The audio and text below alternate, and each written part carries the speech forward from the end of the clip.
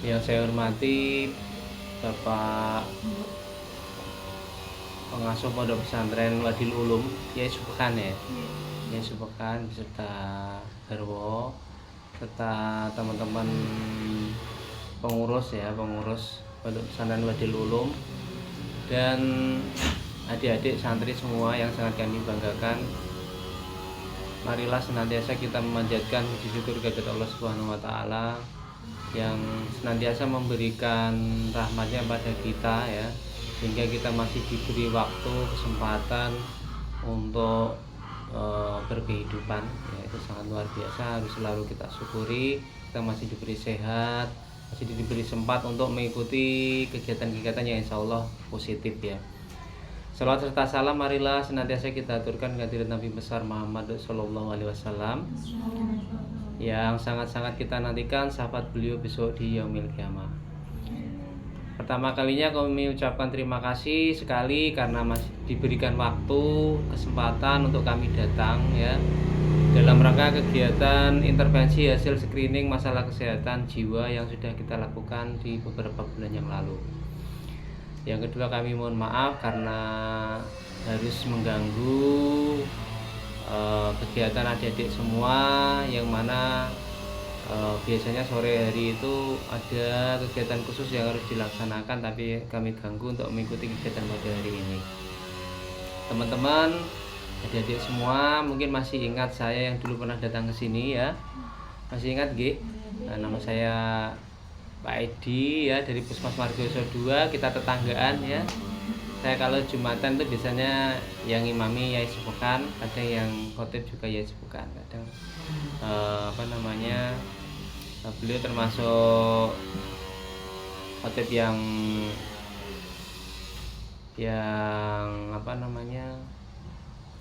luar biasa lah ya kalau menyampaikan khutbahnya. Adik-adik yang kami banggakan,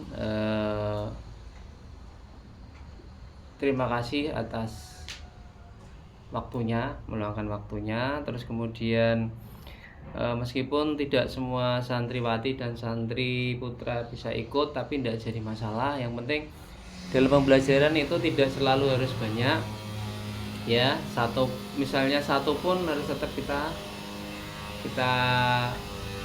sampaikan ya, kita mengajar. Bahkan kalau kita misalnya nggak ada yang diajar ya, kita tetap harus selalu belajar ya. Jadi maksudnya ketika jenengan mungkin nanti misalnya jadi kiai atau ustazah atau jadi guru ya, seandainya yang diajar hanya 3, 2, harus tetap semangat. Bahkan ketika nggak ada yang diajar ya tetap harus belajar, harus mengajar, maksudnya mungkin dalam bentuk tulisan, membuat karya, itu tetap jangan berhenti gitu ya. Semangatnya harus tetap dinyalakan untuk senantiasa menyampaikan kebaikan ya, meskipun yang mendengar hanya sedikit, bahkan mungkin hanya satu, tetap harus diajar gitu ya. Begitu teman-teman semua, adik-adik, langsung saja ke tema seperti yang kami kirimkan surat beberapa waktu yang lalu, bahwa kita akan melaksanakan intervensi hasil screening ya. Deteksi dini atau screening yang kita lakukan di beberapa bulan yang lalu yang terkait kesehatan jiwa itu sudah kami rekap dan sudah kita dapatkan hasilnya. Jadi teman-teman yang sudah mengisi kemarin tentang deteksi dini kesehatan jiwa yang sudah diisi kemarin, ada 6 pertanyaan ya, itu didapatkan hasil mengarah atau berpotensi mengalami, ada yang berpotensi mengalami kecemasan ringan, ada yang berpotensi mengalami depresi ringan, ada yang tidak depresi, tidak cemas, ada yang depresi ringan dan depresi berat dan kecemasan berat. Tetapi itu apabila jenengan ngisinya memang benar-benar seperti yang dirasakan ya. Tapi kalau ngisinya kemarin itu masih bingung, masih meraba-raba, jadi mungkin jenengan ngisinya itu menjadikan hasilnya tidak valid seperti yang semestinya gitu ya. sedikit kami ulas dari 3 atau 6 pertanyaan ini untuk mengukur tingkat kecemasan seseorang, terutama usia remaja, yang mana usia remaja itu usia 12 sampai 18 tahun. Ya, ada yang lebih atau kurang? Ada ya, enggak apa-apa ya. Remaja tanggung berarti ya. Enggak apa-apa ya. Jadi kalau wajahnya, kalau fisiknya masih seperti remaja semua ya. Kalau mungkin umurnya lebih itu berarti bonus ya. Jadi teman-teman semua, ini adalah formulir atau alat ukur yang sudah distandarisasi oleh pemerintah, oleh Kementerian Kesehatan untuk mengukur tingkat kecemasan dan tingkat depresi seseorang, utamanya remaja. Ya, dari alat untuk mengukur kecemasan itu ada 3 pertanyaan. Ya, yang mengukur tingkat depresi itu ada 3 pertanyaan. Ya, ini saya ingatkan kembali. Kalau kecemasan itu, pertanyaan yang pertama adalah apakah dalam 2 minggu terakhir adik-adik itu pernah mengalami atau merasakan ya perasaan yang khawatir, was-was, deg-degan ya bila memikirkan sesuatu yang belum terjadi. Itu yang pertanyaan pertama. Kemudian pertanyaan yang kedua, dalam 2 minggu terakhir apakah adik-adik pernah overthinking, memikirkan sesuatu berlebihan ya, melebihi apa yang sebenarnya terjadi. Itu yang pertanyaan kedua. Pertanyaan yang ketiga, apakah adik-adik semua itu dalam 2 minggu terakhir, 2 minggu terakhir itu berarti hari ini 2 minggu ke belakang ya, apakah pernah merasakan sulit tidur, kemudian hilang fokus, sulit konsentrasi bila memikirkan sesuatu yang belum terjadi. Pertanyaannya ada 3 ya, yaitu masing-masing ada klasifikasinya, ada nilainya. Bila pertanyaan pertama tadi yang menanyakan apakah adik-adik semua pernah deg-degan, terus takut, khawatir, was-was bila memikirkan sesuatu yang belum terjadi, itu dijawab iya, benar-benar dirasakan, maka dapat satu poin. Kira-kira iya apa tidak adik-adik? Ya. Jangan anut koncone ya. Itu yang pertama. Kemudian yang kedua tadi adalah apakah adik-adik semua overthinking? Overthinking. Nah, iya kabeh. Yang ketiga itu sulit tidur, maksudnya sering sulit tidur, gampang turu malah ya. Sulit bangun. Nah, sulit bangun. Nah, jadi mengukurnya adalah kita berpotensi mengalami kecemasan itu. Dikatakan kita itu tidak berpotensi mengalami kecemasan bila apa? Bila ketiga-tiganya kita itu tidak menjawab iya. Berarti tidak semua. Ya, tidak semua. Kalau kita yang pertanyaan nomor 1 dan pertanyaan nomor 3 itu dijawab iya, ya, hanya meninggalkan pertanyaan nomor 2 yang pertanyaannya adalah overthinking tadi. Jadi jenengan itu pertanyaan 1 ya, apa tadi pertanyaan 1? Gampang deg-degan, khawatir, was-was. Itu jadi dijawab ya. Overthinkingnya enggak. Overthinkingnya ya, maksudnya tidak. Terus kemudian yang ketiga, angel turu, nggih, sulit tidur, itu jawab ya. Maka jenengan mengalami kecemasan berat. Jadi kalau pertanyaan 1 dan 3 dijawab ya, maka itu jenengan mengalami kecemasan berat. Sama juga. Ya. Terus kalau pertanyaan nomor 1 dan 2 iya. Jadi pertanyaan nomor 1 kan tadi apa? Sering deg-degan, khawatir. Yang nomor 2 overthinking ya. Itu dijawab iya. Tetapi yang nomor 3 agak angel turu, agak sulit fokus, hilang fokus, itu tidak mengalami. Berarti jenengan yang 1 dan 2 iya, itu namanya nilainya nanti masuk ke kecemasan ringan. Begitu juga kalau yang iya itu nomor 2 dan 3. Ya. Overthinking dan sulit tidur itu ya, itu masih kecemasan ringan. Ya, itu berdasarkan kesimpulannya. Nah, jadi kesimpulannya adalah overthinking ini masih dianggap sesuatu yang dimaklumi Mas Teguh kan ya. Masih dimaklumi, orang kadang itu berpikir untuk berlebihan sidik itu untuk dimaklumi. Itu ya, masih sudah ingat kembali ya.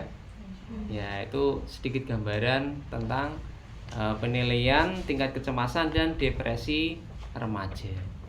Yang kedua adalah cara mengukur depresi.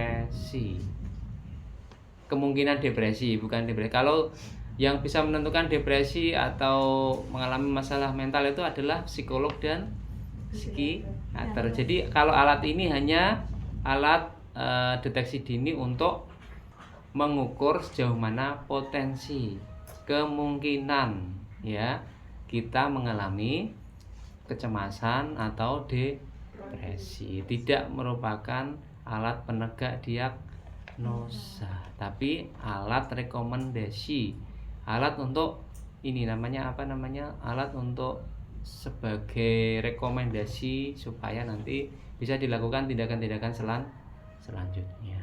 Kembali lagi ke tadi ya, depresi itu pertanyaannya adalah apakah dalam 2 minggu terakhir, yang pertama, jenengan pernah mengalami sedih yang tidak ada sebab. Ya, misalnya ujuk-ujuk nangis karena sebabnya gitu. Kalau masih ada sebab itu berarti masih wajar. Ya, masih wajar. Ya. Terus pertanyaan yang kedua adalah apakah jenengan itu hilang minat? Hilang minat itu maksudnya yang biasanya suka dengan hobi tertentu sekarang sudah nggak suka lagi. Biasanya suka masak, sekarang sukanya maca misalnya. Beda ya enggak ya? Jadi kita tidak suka lagi dengan sesuatu yang biasanya sangat disukai, atau istilahnya hilang minat. Ya. Yang pertanyaan yang ketiga, apakah dalam 2 minggu terakhir jenengan pernah merasakan sakit, badannya sakit semua ketika bangun tidur? Tidak, bukan karena habis ngepel tadi ya misalnya, atau habis bersih-bersih ya. Nah, itu bukan karena selesai atau habis melakukan kegiatan yang menyita energi yang cukup atau melelahkan. Tapi kalau bangun tidur itu kok pasti sakit semua, gak enak semua badannya. Nah, itu berarti itu merupakan salah satu tanda kita kemungkinan mengalami depresi. Sama seperti tadi, kalau pertanyaan nomor 1 dan 3 itu iya, berarti kita depresi berat. Kalau 1, 2 dan 3 itu iya, depresi berat. Valid, sangat valid ya. Tapi kalau pertanyaan 1 dan 2 dijawab iya, jadi kita itu sedih kemudian tanpa ada sebab. Yang nomor 2 tadi apa? Kita itu hilang minat ya. Itu masih dikatakan depresi ringan. Begitu juga kalau pertanyaan nomor 2 ya, kita hilang minat dan kalau bangun tidur sakit semua itu iya. Ya, yang 1 tapi tidak, itu berarti kita mengalami depresi ringan. Itu ya, ini sedikit gambaran. Terus teman-teman semua, kenapa kami datang ke sini lagi adalah dalam rangka memberikan edukasi kesehatan atau pendidikan kesehatan. Teman-teman semua pasti sudah penuh dengan edukasi ya. Kalau di pondok itu pasti ada ngaji kitab, mungkin ada ngaji pemahaman agama yang lain, mungkin hadis ya. Kalau di sekolahan juga demikian. Kalau di matolek apalagi yang mungkin ngapalke Alfiyah Ibnu Malik ya. Ya, itu kan mesti sudah penuh dengan hafalan, dengan ilmu-ilmu ya. Ini kami masuki lagi ilmu kesehatan, tapi nggak apa-apa ya. Ini sekedar untuk pengetahuan. Barangkali nanti teman-teman bisa cari file-file ini yang sudah kami sampaikan ini ketika nanti beberapa waktu yang akan datang. Ketika jenengan mengalami masalah, itu kan bisa dicari file-filenya di otak jenengan. Memorinya dicari, ingatannya dicari. Saya pernah dapat informasi dari puskesmas, dari Pak Edi itu tentang manajemen emosi, tentang depresi, tentang kecemasan itu begini kalau kita sedang cemas. Nah, itu mungkin bisa diambil manfaatnya Ya, jadi kenapa kok kita datang lagi ke sini? Ya dalam rangka harapannya adik-adik semua itu ya, yang semua kita itu meskipun usia muda, setengah tua maupun lansia itu tidak pernah lepas dari masalah ya. Dalam seharian ini teman-teman pasti mengalami masalah ya. Masalah itu apa? Masalah itu adalah sesuatu yang dianggap atau dirasa tidak nyaman, atau sesuatu yang tidak terpenuhi oleh kita, tidak bisa memenuhi keinginan kita. Itu kan kadang kita mendefinisikan sebagai masalah itu. Dari yang ringan, sedang sampai berat. Nah, terus kemudian pertanyaannya adalah bagaimana cara kita menghadapi masalah itu ya. Apakah kita hindari, atau kita lari, atau kita berani menyelesaikannya? Itu tergantung dari diri kita sendiri. Nah, yang terbaik adalah kita bagaimana? Lari ya, aman ya. Yang terbaik adalah bukan lari dan bukan juga terlalu berani ya. Yang terbaik adalah kita berani kita duduk dengan masalah kita, berdamai dengan masalah kita. Jadi kita duduk dengan masalah, duduk dengan emosi yang sedang kita alami, kemudian kita berusaha menyelesaikannya dengan segala potensi yang kita miliki. Potensi bisa berasal dari ilmu-ilmu yang didapat, pengetahuan yang didapat, atau potensi dari dalam yang merupakan kemampuan yang dianugerahkan oleh Allah Subhanahu wa taala berupa watak pribadian. Jadi orang yang memiliki watak terbuka, cara menyelesaikannya akan berbeda dengan orang yang watak pendiam. Ya, orang yang watak terbuka ketika dimarahin oleh temannya misalnya, nanti balas marah misalnya ya.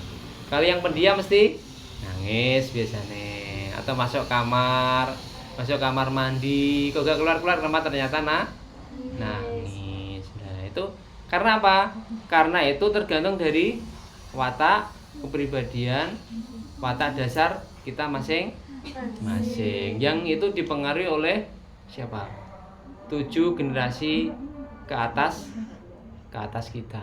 Jadi semua kita itu pasti berbeda. Bahkan anak yang kembar pun, saudara kembar pun itu kadang-kadang wataknya berbeda ya. Jadi dan yang harus kita ketahui bersama adalah kita tidak bisa memilih dari siapa kita dilahirkan ya. Kita hanya bisa berupaya untuk melakukan yang terbaik ya. Ketika kita mungkin memiliki watak yang sensitif ya, apakah kita mau serta-merta berubah? Sulit, itu tidak mudah. Jadi kalau memang kita sensitif ya, karena dengan konjinnya gampang nangis, mudah seperti Putri Malu itu loh dia. Kalau disentuh kan langsung. Pernah lihat Putri Malu? Nah, itu. Nah, ada yang seperti itu, ada yang dia apa-apain itu tidak ada masalah. Jadi dibentak menter. Nah, itu. Jadi berbeda-beda, kita itu berbeda-beda. Nah, itu juga akan menentukan bagaimana kita menghadapi sebuah kondisi dan situasi. Apakah orang yang menter tidak masalah ketika dihujat, dimaki temannya itu lebih baik dari yang nangisan tadi? Betul. Tidak, semua punya kelebihan dan kekurangan masing-masing ya. Yang paling utama adalah yang perlu kita ketahui adalah kita menyadari, oh saya itu memang watakku itu pendiam ya, melankolis atau flekmatis misalnya. Nah, kemudian ternyata watakku itu terbuka, jadi kolerik atau cenderung dominan, sering jadi orang yang dominan di sebuah komunitas, atau yang sanguin, yang lucu, yang suka menghibur teman-temannya. Nah, itu harus kita sadari sebagai potensi yang ada pada diri kita. Jadi kelebihan dari watak itu, ketika kita sudah tahu watak kita apa, kita sudah mengetahui kelebihannya, maka kelebihan itu jadikan kekuatan. Tapi potensi kelemahan di watak itu harus kita minimalkan. Misalnya orang yang watak terbuka itu kan kendel, itu kadang nggak terlalu memikirkan perasaan orang lain ya. Terus kemudian dia itu berani, terus kemudian dia itu punya pemikiran yang terstruktur ya, tapi kadang-kadang dia kurang bisa memperhatikan perasaan orang lain, kadang temannya dimarahi semua gitu ya. Terus kalau orang yang pendiam itu biasanya orangnya detail ya, misalnya ada taplak meja yang menceng dibetulin, ada apa yang kurang pas itu sampai diukur misalnya, sampai digarisi gitu misalnya, ini enggak pas, ini harus digaris ya. Ya orangnya sangat teliti, sangat detail ya. Tapi kelemahannya dia biasanya perasa ya. Jadi perasaannya halus. Perasaannya halus ya itu. Nah, jadi itu harus diketahui kalau jenengan itu memang orangnya sensitif, jadi oh ternyata aku naikin mesti aku nangis lah, itu sudah persiapan dulu lah. Ini harus saya mempersiapkan diri, tisu yang banyak supaya nanti kalau nangis itu ada tisunya gitu ya, bukan gitu ya. Jadi supaya nanti kalau jenengan itu menghadapi sesuatu, misalnya dia mau koncone atau kancane gak setuju dengan jenengan, itu cara sedih atau nangis itu nggak berlebihan, itu sewajarnya gitu loh. Kalau kita sudah mengetahui oh watakku ini seperti ini, watak dasarku seperti ini, nah itu juga harus dimodifikasi supaya jenengan bisa survive, bisa melalui masa-masa perjalanan kehidupan jenengan sampai berhasil. Tadi saya sampaikan bahwa semua watak ini itu sama-sama baik ya, tidak ada yang lebih dan tidak ada yang kurang. Yang penting kita memahami lebih kita itu ditingkatkan, kurang dari watak itu kita minimalkan. Itu cara yang pertama adalah mengenali watak dasar kita. Caranya kemarin sudah kita ajarin, cara mengenali wataknya. Caranya gimana? Belum ya? Caranya adalah kita membayangkan misalnya di Wadilulu mau diadakan pentas misalnya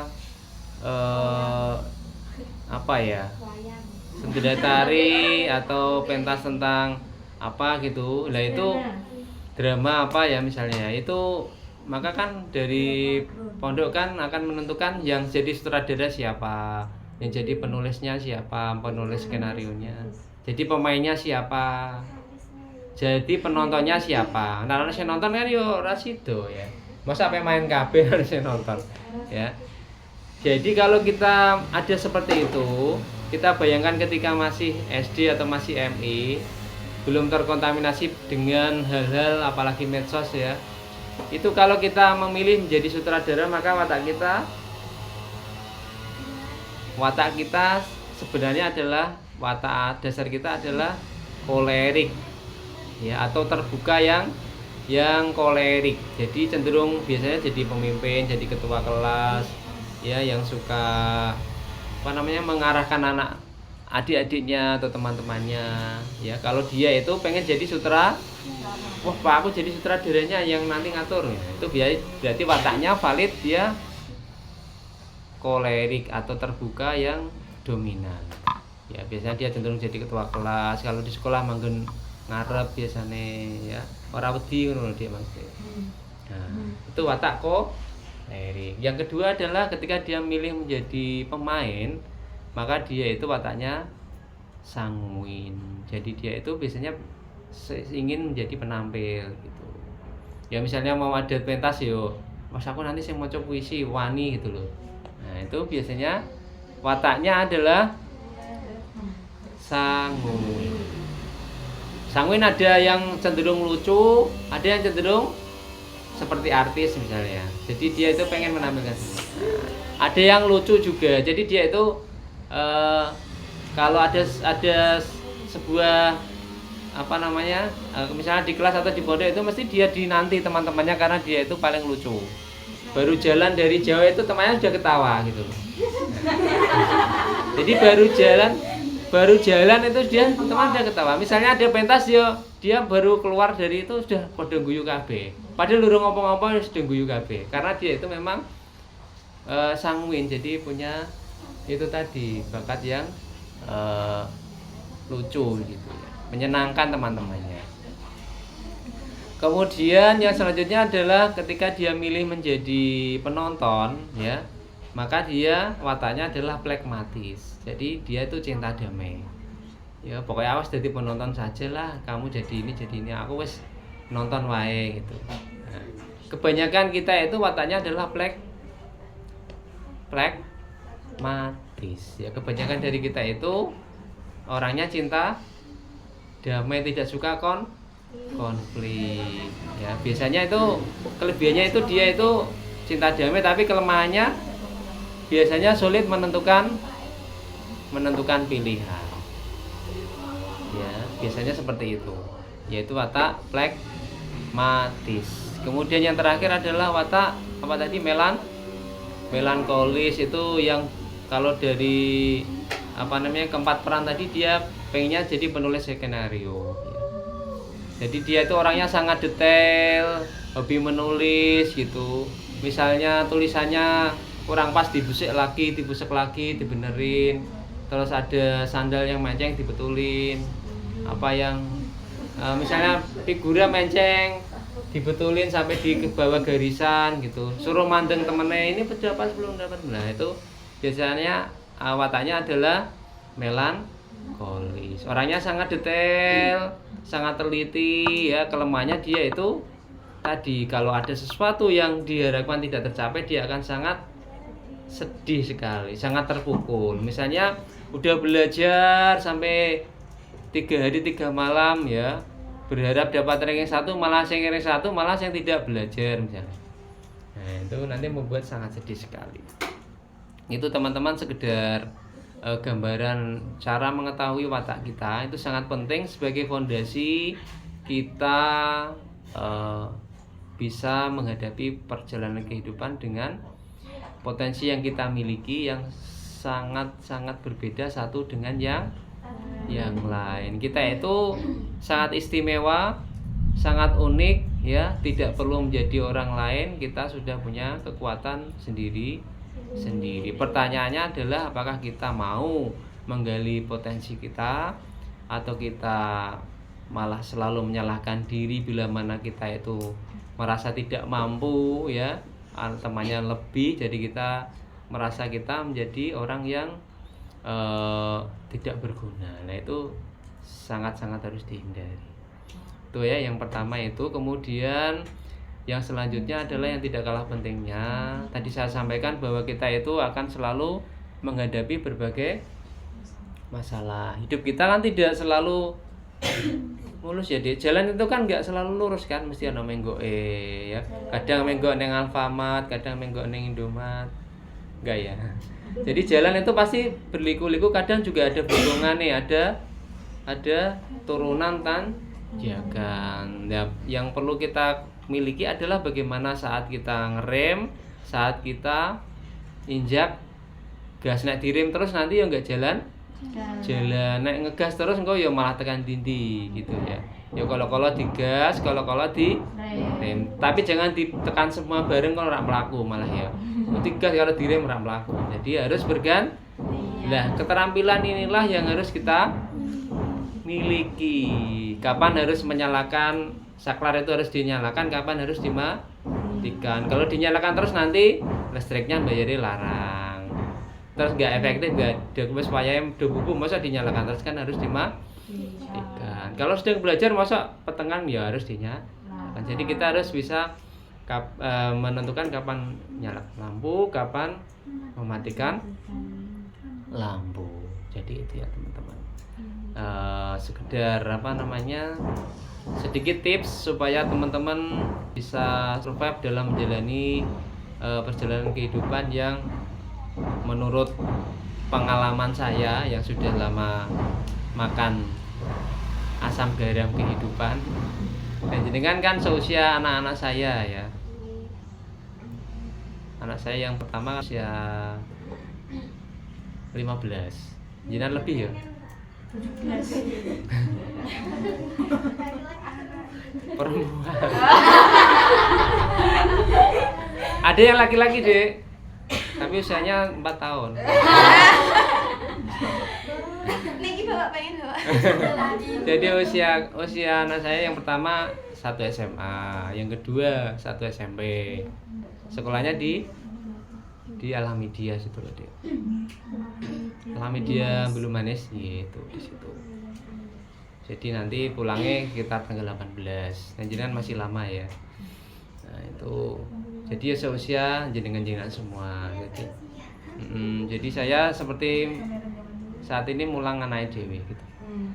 Jadi gitu teman-teman semua, itu sedikit tips supaya teman-teman bisa menjalani kehidupan yang tidak mudah ini. Yang Allah juga menyampaikan bahwa kalau kita mengaku beriman maka kita akan selalu mendapatkan ujian. Ujian tidak selalu dengan kesusahan, tapi juga bisa berupa kenikmatan ya, supaya kita bisa bersabar dan bersyukur gitu ya. Jadi diparingi nikmat akeh kuwi ya juga ujian, tidak hanya ketika kita sulit saja.